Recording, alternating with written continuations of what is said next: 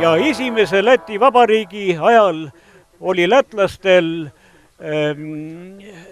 kaasaegne, tol ajal väga moodne jäämurdja, millele pandi nimeks Kristjanis Valdemars.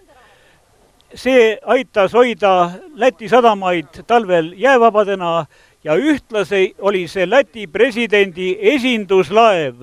Kui Läti president läks välisvisiidile üle mere, siis läks ta jäämurdjaga Kristjanis Valdemars.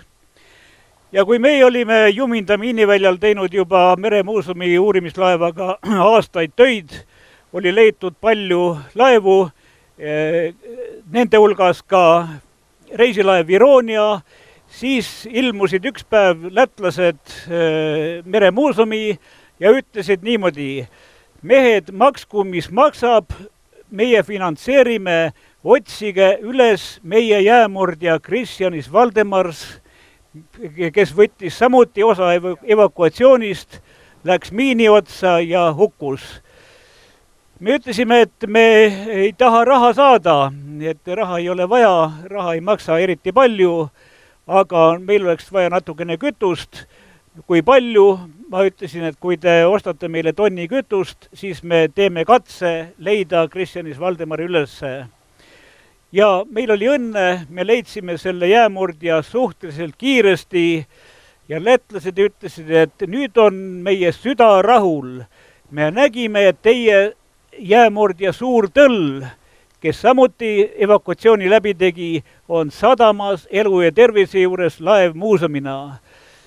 Soomlastel on jäämurdja Tarmo, samuti teise maailmasõja üle elanud, sai pommituses kahjustada, remonditud, üles vunsitud ja seisab Kotka sadamas laevmuuseumina. Aga meie sama klassi, sama auväärne jäämurdja kuskil teadmata kadunud. Ja kui me leidsime üles nende Kristjanis Valdemarsi, siis nad ütlesid, et me ei saa teda küll üles tõsta, me ei saa teda enam taastada, teda meil enam ei ole, aga vähemalt me teame, kus ta asub. See on meile emotsionaalselt tähtis. Ja sellega võib muidugi leppida, sellest võib aru saada. Aga ma läheksin natukene veel teisele lainele. Me läheneme varsti Juminda miiniväljale, sinna võtab veel aega. Ja nagu ma rääkisin, 41. augustis toimus kohutav tapatalgu ja peale selle lõppu hulpis merel ja randadesse suur hulk uppunud inimesi, kes olid päästevestides. Ja see halb vari, see halb aura ei hajunud nii pea, see töötas veel edasi. Ja ma toon teile ühe näite, kuidas see halb aura töötas, kuidas selle sündmuse järelkaja mõjutas inimeste ja laevade elukäiku ka edaspidi.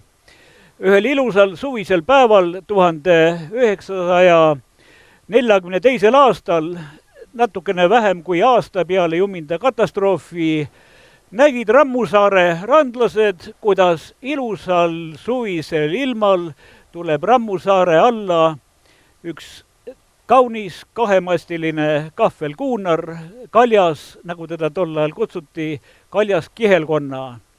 Tuli sinna ja randlased imestasid, et ilm on ilus, et miks ta tuleb siia, aga kaljas kihelkonna pani ankru sisse, tõmbas keti sirgeks ja jäi seisma. Ja randlased arutasid omavahel, et mis põhjus tal pidi olema, tavaliselt tullakse ju saare alla ankrusse, ütleme, tormivarju või mingisugusel muul põhjusel, aga sellel ei paistnud olema mingisugust probleemi. Ja nii kaua, kui nad arutasid, nähti kaldalt, et laeva kohalt hakkab tõusma suitsu. Laeva taga otsast, seal, kus on, see oli mootorpurjekas, seal, kus on masinaruum, et sealt hakkab tõusma suitsu ja järjest paksemat suitsu, aga mehed käivad mööda tekki ringi, lasevad paadi vette, tassivad paati oma kompse ja kohvreid ja istuvad paati ja sõuavad kalda poole. Ja laev jäi sinna põlema ja randlased siis, kui laevamehed jõudsid kaldale, rannamehed pakkusid oma abi, et me tuleme appi, et lähme kustutame seda laeva. aga Purjeka mehed ütlesid, et ei, et siin ei ole enam midagi teha, et selle laeva saatus on otsustatud ja istusid seal rannavallil reas nagu pääsukesed õrre peal ja üks nendest oli hea akordionimees ja see mängis seal kurbi viise ja nad ütlesid, et nad peavad oma laeva matuseid.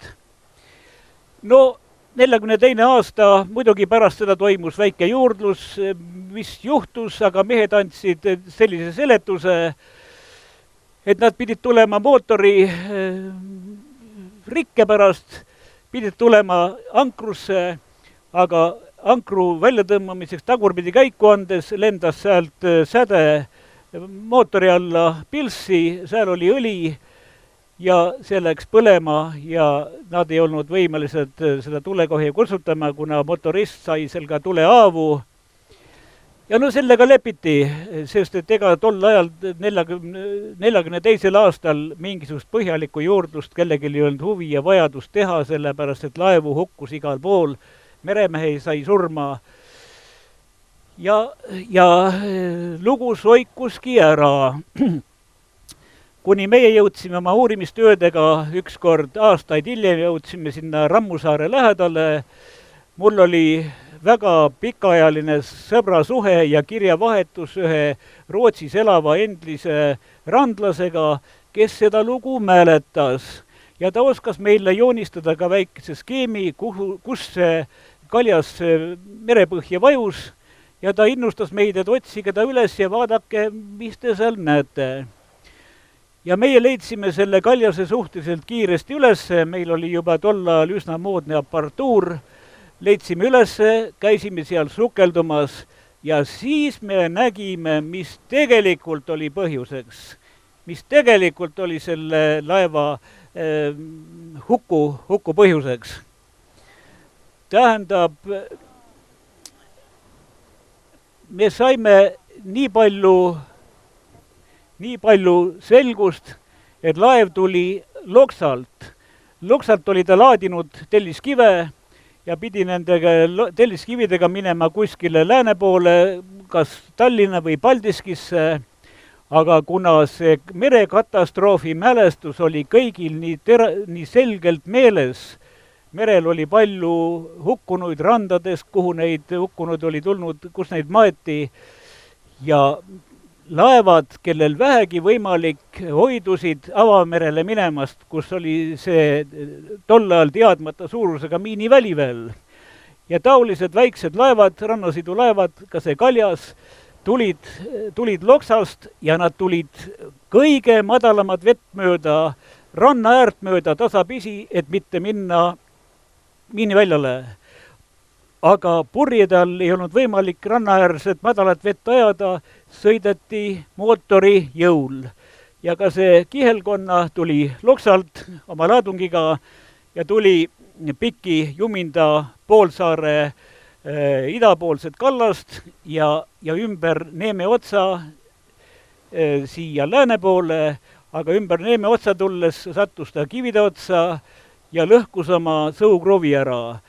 Tal oli, nagu me hiljem nägime, oli tal 3 labaga sõukruvi, aga 1 sõukruvi laba oli läinud. Aga 2-labalise vindiga ei ole võimalik sõita, see lammutab ära mootori ja tähendab, vibratsioon on niivõrd suur, sellega sõita ei saa.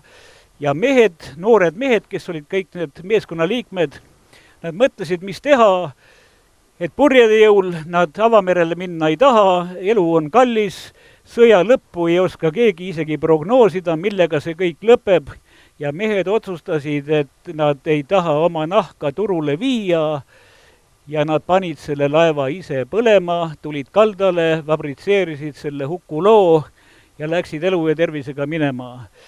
Ja siis, kui me aastakümned hiljem selle laeva üles leidsime ja nägime ära, mis oli põhjuseks, et mehed päästsid oma nahka lihtsalt, see on ka täiesti arusaadav, siis oli meil plaan teha sellest üks film, üks merekultuuri, mereajaloo film, dokumentaalfilm, kaljasest kui laevatüübist üldse. See oli väga levinud laevatüüp, väga käepärane.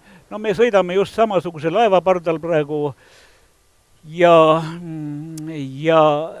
rääkida sellest laevatüübist ja rääkida sellest sõjaajast ja selle laeva keerulisest hukuloost.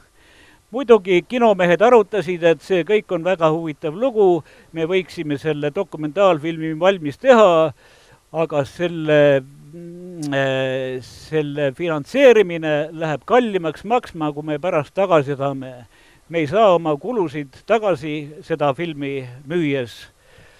Ja niimoodi jäigi see film tegemata, aga ma olen sellest kirjutanud omal mõnes raamatus, nii et see lugu on mälus olemas ja ta on ka kirjasõnas olemas.